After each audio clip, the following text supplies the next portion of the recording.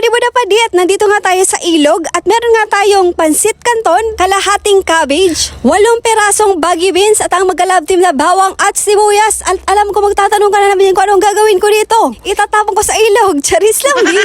At nakalimutan ko meron pala tayong not virgin coconut oil. Magluluto nga ako dito ng pansit canton with my own version. Syempre of course healthy lifestyle na kita mga madibuda pa di. So kaipuhan agad ki mga gulay-gulay iyan. So kapatala mo bagaw nila mo lang lana pero dahil mo pa man nagigiris of sibuyas. My goodness! At alam ko magtatanong ka na naman yan kung saan ilog ito. Dito nga palang ilog na ito sa Manito, Albay. Yes naman, dinahay ko pa talagang ilog na ito para lang magluto ng pansit canton. Charis lang din. Linaw na alang. Para pala maluto ng pansit canton na din, nagdayo pa. At nilagay ko na nga dyan yung sibuyas sa walang apoy na lutuan.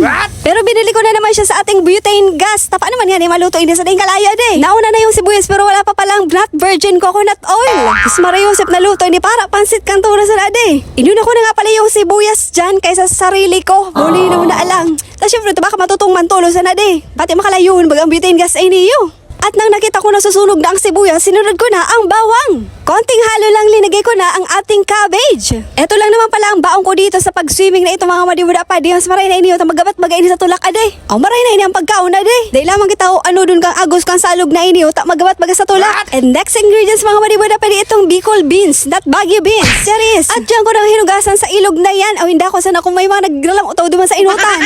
O bayain na may secret ingredients lamang. O baka masala pang sumiram ang pansit kanto na ini ade. By the way, ganyan mga pala talaga ako maghiwa ng Baguio beans. Talagang darakula ang pagkakaputol. Wala bagaw tapig huga ka na ako malagiris baka na sa raday. Ito para reyas man sa hangganan kan sa tulak. At inalo-halo ko na nga ito mga madibuda pa dito. Mix all the ingredients. And next but not the least, ang ating main character ang pansit canton. Hindi ko na nga pala inalis dyan yung cabbage at yung Baguio beans. Kasi para parehas lang din naman yan para sabay-sabay nang maluto.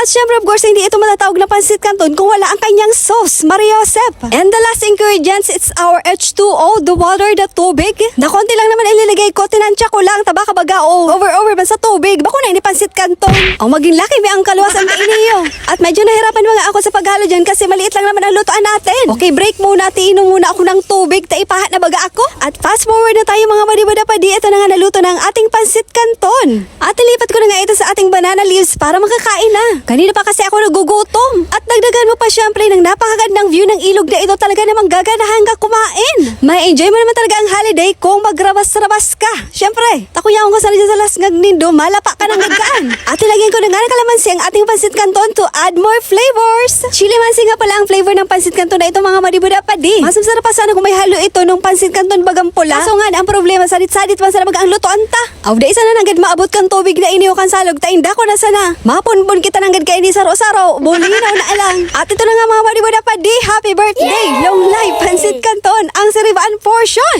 Hindi pa nga ako dyan makabuelo sa pagkain kasi naiipit ang aking bilbil.